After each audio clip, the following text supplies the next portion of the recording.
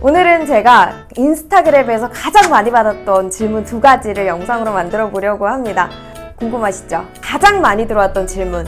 첫 번째, 아나운서 아카데미 꼭 다녀야 될까요? 두 번째, 저는 경력이 없어요 정밀크님. 어떻게 하면 신입도 경력 쌓을 수 있을까요? 지금 바로 구독과 좋아요 눌러주시고 제가 하나하나씩 짚어드릴게요. 안녕하세요, 정밀크입니다. 아카데미 다니는 이유에 대해서 한번 먼저 짚어보면, 아카데미 다니는 이유는 크게 3가지인 것 같아요. 물론 아나운싱을 하기 위해서 가는 거 너무나 당연한 거라서 저는 아카데미 다니는 이유 중에서 그건 빼고, 그 다음에 왜 아카데미를 다녀야 되는지 한 3가지 정도를 준비생들의 입장에서 한번 이야기해 볼게요. 첫 번째는 추천이 아닌가 싶어요.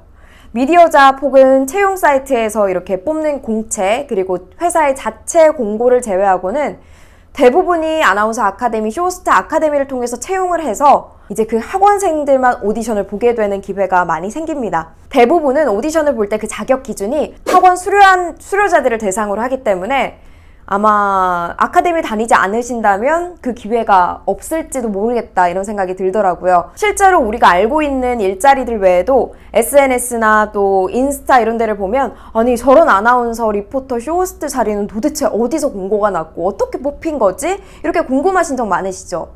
아마 그게 대부분 아카데미에서 추천 채용으로 진행이 됐을 거예요. 그리고 또 적합한 사람이 있으면 이미지나 혹은 뭐 경력에 따라서 선생님들이 알아서 추천을 해주기도 하는데, 그렇게 아름아름 생기는 일자리가 굉장히 많습니다. 내가 채용 공고에서 보지 못했던 일자리라면 아카데미에서 추천해줬구나, 이렇게 생각하시면 대부분 맞아요. 그럴 수밖에 없는 게, 회사 입장에서도 적은 비용을 통해서 검증되고 또 경력 있는 사람, 또 잘하는 사람을 뽑게 되면 그것보다도 더 만족스러운 게 없잖아요. 이 채용을 위해서라도 우리는 아카데미에 발을 들여놓게 됩니다. 이런 이유 때문에 저는 아카데미를 한 번도 가보지 않았어요, 정밀크님. 저는 대학교에서 방송부도 했었고 스터디 꾸준하게 하면서 어느 정도 아나운싱 실력이 베이스로 돼 있어서 안 가도 될 것 같아요 하신다면, 한 번쯤은 아카데미에 발을 들여놓는 걸 추천을 드리겠습니다. 아카데미의 교육 플러스 그리고 나라는 사람이 있다는 걸, 나 이정우 정밀크라는 사람이 있다는 걸 어필해 두는 것도 참 좋을 것 같아요. 그렇다면 여기서 또 질문이 생기죠? 아카데미는 언제 다니는 게 좋을까요? 이건 제 개인적인 답은, 일단 처음에는 기초반을 들으면 방송인에 대한 이해가 전혀 없기 때문에 다니셔야 되고, 일단 기본반을 수료한 상태시라면 그 다음에 아카데미 도대체 언제 가야 될까요? 고민하시는데, 저는 스터디를 통해서 이전에 배웠던 걸 한 번씩 다져보고, 그런 다음 내가 어느 정도 좀 폼이 올라왔다, 어느 정도 다른 사람이 들었을 때 아나운서 같다, 이런 이야기를 한다 싶으면 그때 아카데미를 가는 걸 추천을 드리겠습니다. 어느 정도 실력이 오른 뒤에 가면 장점이 2가지가 있는데요. 첫 번째, 실력이 있으면 추천 채용 확률이 올라간다. 두 번째, 장학생으로 들어가서 아카데미 비용을 줄일 수 있다. 이 2가지 메리트가 엄청 어마어마하죠. 추천은 아카데미 이름을 걸고 학원에서 소개를 해주는 거라서, 아카데미 다녀보신 분들은 좀 잘 알고 계시겠지만 어느 정도 실력이 있고 또 이미지 위주로 뽑히게 돼서 추천받았던 사람들이 또 추천되게 되고, 추천받았던 사람들이 계속 추천받고, 이런 빈익빈 부익부가 나눠질 수밖에 없습니다. 그건 뭐 실력의 차이일 수밖에 없겠죠. 그런데 바꿔서 한번 생각해 보세요. 실력이 전제가 된다면 추천 채용을 계속 받을 수 있다라는 말과도 같죠. 그래서 우리는 무턱대고 아카데미를 다니기보다는 좀 전략적으로 접근을 해야 된다고 저는 생각해요.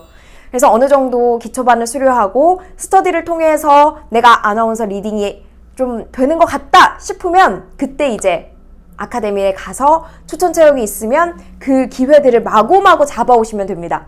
확실히 내 실력이 전제가 되면 채용 기회는 계속해서 따라오고 좌절하는 횟수도 줄어들고 자신감이 높아지게 돼요.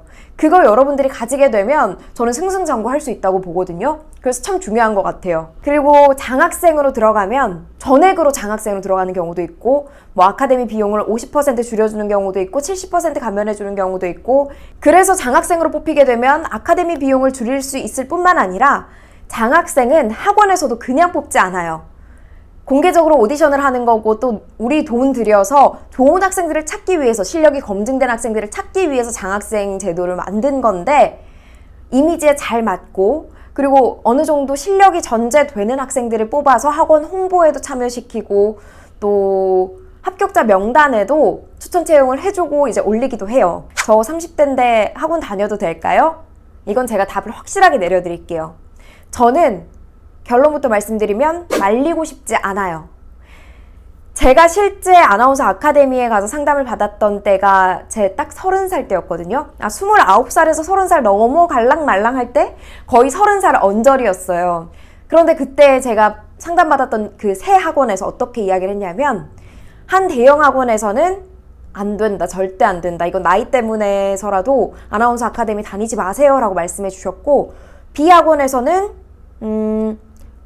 괜찮아요, 해보세요, 저희가 공공기관이나 뭐 사내 아나운서 같은 건 추천 한번 해봐 드릴게요, 실력만 쌓으세요, 이렇게 이야기하는 경우가 있었고, 마지막은 나이가 많지만 다니고 싶으면 다녀라, 그냥 약간 방관하는 그런 느낌이었어요.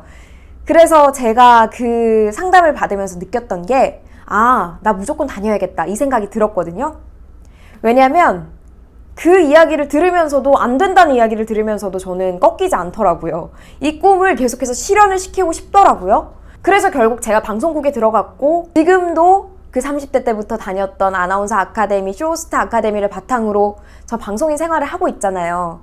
그래서 저를 보고 꿈을 꺾지 않으셨으면 좋겠어요. 괜히 나이 때문에 내 꿈을 접기보다는 그럼 나중에 미련만 생기거든요. 방송 한 번이라도 경력이라도 하고 발을 빼는 것과 그냥 지레 겁먹어서 난 안 할래, 난 나이가 너무 많은 것 같아, 이렇게 하는 건 큰 차이가 있어서 저는 해보는 걸 추천드리겠습니다. 두 번째 카테고리로 가볼게요. 두 번째 질문은 신입은 경력 도대체 어떻게 쌓나요? 이건 제 유튜브 댓글에도 참 많이 달렸던 질문인데요. 저는 한 3가지 정도로 나눌 수 있을 것 같아요. 경력 쌓는 방법 3가지. 이게 정밀크의 정말 꿀팁이라고 할 수 있는데, 일단 첫 번째는 아카데미 추천입니다. 제가 앞서서 아카데미 추천은 많이 말씀을 드렸으니까 이제 이건 넘어가고, 자, 두 번째부터는 정말 정밀크의 왕 꿀팁이 나옵니다. 이건 아마 좀 알짜배기 정보 같아요. 제가 조금 뜸을 들이고 이야기해도 될 것 같은데, 대학교를 다니신다면, 그리고 졸업을 하셨다면 학교에 있는 산학협력단 그리고 취업지원단을 무조건 잘 활용하세요. 다들 방송인 되고 싶어 하시는 거니까 언론 미디어계로 담당 매니저 선생님이나 그리고 또 교수님과 함께 만나서 상담도 해보시고, 제가 지금 이런 경력을 가지고 있고 아나운서 아카데미를 다니고 있습니다, 이런 경력들을 계속해서 어필하시면 학교를 통해서 미디어 관련 추천이 저한테 들어옵니다. 저는 조금 운이 좋았던 게, 저는 본교생이었고 또 캠퍼스에 이제 언론 미디어학과가 있었어서 그 본교에서 언론 미디어학과를 지원하는, 언론계를 지망하는 학생들이 생각보다 많지 않았습니다. 그래서 제가 산학협력단이랑 또 취업지원단의 교수님들과 매니저님과 친해질 수 있었고, 거기서 오는 채용 기회가 거의 다 저한테 왔던 것 같아요. 그리고 이런 기관들은 사실 채용 연계된 실적이 있어서 그 실적을 채우기 위해서라도 학생들을 취업을 잘 시켜야 되고, 그래서 그런 특성을 좀 효율적으로 잘 이용을 하셔야 됩니다. 저를 케이블 방송국의 기자로, 인턴 기자로 이제 취업을 시켜주셨어요. 그래서 저는 그곳에 가면서 이제 방송 경력을 쌓기 시작했는데, 그때 제가 인턴 기자로 활동을 하면서 기억에 남았던 건, 기사 작성부터 시작해서 뭐 자막, 영상 송출, 편집은 어떻게 해야 되는지, 또 구성은 어떻게 해야 되는지, 인터뷰는 어떤 사람들한테 해야 되는지, 이런 그 카테고리를 제가 전부 다 경험을 해봤어요. 모두 다 스스로 하지는 못했지만 지켜보면서라도 이런 일을 할 수 있구나, 이렇게 하면 되는구나 라는 그 메커니즘을 본 것만으로도 제가 방송국에 취업하는 도움이 정말 많이 됐고, 자기소개서에 그 인턴 기자를 한 일화들이나 경험들을 제가 녹여냈더니 관심 많이 가져주셨거든요. 그래서 전 진짜 많이 도움이 됐던 것 같아요. 근데 매일 울면서 다녔어요. 진짜 힘들었거든요. 작은 회사다 보니까 실적도 중요하고, 제가 아무것도 모르는 제가 갑자기 기사를 막 써야 되고, 이러다 보니 매일매일 울면서 다닌 기억이 있습니다. 하지만 정말 많은 걸 배웠기 때문에 여러분도 학교를 잘 활용하시라는 거, 꿀팁 두 번째를 드리겠습니다. 세 번째는 인맥을 활용하는 거예요. 인맥 활용이 저는 방송계에서는 정말 중요하다고 생각합니다.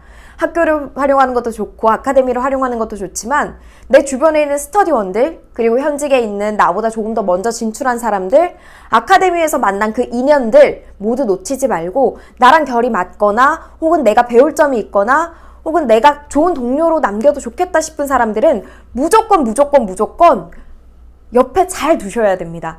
그러면 어느 순간에 갑자기 전화가 와요. 정밀크, 너 혹시 요즘에도 뭐 아카데미 다니고 있어? 아니면 너 요즘에 뭐 방송 경력 있어? 나 이런 MC 자리 있는데 한번 해볼래? 내가 못하게 됐거든 하면서 자꾸 넘어옵니다. 상식적으로 생각해서 갑자기 내가 방송을 펑크가 되게 되거나 혹은 스케줄이 겹쳐서 가지 못하는 자리는 제 친구를 추천해주겠죠. 이왕이면 내가 잘 아는 사람, 실력이 검증된 사람, 그리고 아나운서 아카데미 수료한 사람이면 더 좋겠다고 생각이 들죠. 그래서 여러분들이 그걸 잘 활용을 하셔야 돼요. 다양한 사람들과 다양한 친분 관계를 잘 맺어야 되고 또 무엇보다도 중요한 건 이 인맥 관리를 하면서 겸손해야 된다는 겁니다. 어떤 자리에 가서는 뭐 현직 사람들이 없으니까 막 해도 된다. 그리고 또 어떤 자리에 가서는 현직 사람들이랑 같이 있으니까 이 사람한테는 잘 보여야 된다. 이런 생각을 가지고 접근하시는 분들도 있는데 저는 그건 완전 틀렸다고 생각하고 싶어요. 언제 어디서 어떻게 다시 만날지 모르고 한 달이 건너면 다 아는 사이거든요. 이 바닥은 생각보다 되게 좁아요. 준비하시는 분들이 많아 보여도 생각보다 좁아서 나에 대한 안 좋은 소문은 빨리 퍼지고 좋은 소문은 퍼지지 않습니다. 그래서 항상 겸손하고 배려해야 되고 사람들한테 인사 꼬박꼬박 잘하고 다녀야 되고 그리고 또 모난 행동을 하면 안 된다는 거 저는 꼭 말씀드리고 싶어요. 제가 싫은데 어떡해요? 이런 태도보다는 내가 싫지만 조금이라도 이해해보고 방송 열심히 해야겠다 이런 마음가짐으로 다니는 걸 추천드리겠습니다. 이렇게 많은 사람들이 저에게 질문 주셨던 2가지를 뽑아서 아카데미 관련된 이야기, 경력 관련된 이야기를 해봤는데요. 앞으로도 제가 질문 주시는 것들, 질문들이 쌓이고 모이면 베스트만 뽑아서 이렇게 영상도 만들어 볼 거니까요. 여러분 궁금한 거 있으면 DM 많이 주세요. 요즘 정말 하루에 한 5-6통 정도는 제가 DM을 받는데 시간이 조금 늦더라도 제가 항상 일 마치고 나서는 답장을 해드리거든요. 그러니까 우리 고민 상담도 같이 하면서 또 저희 경험들도 들어보면서 여러분들의 이야기도 해주시면서 같이 좀 성장해 나간다, 함께 잘한다 라는 마음으로 같이 잘 됐으면 좋겠습니다. 그럼 오늘 영상은 여기까지고요. 항상 끝까지 봐주셔서 고맙습니다.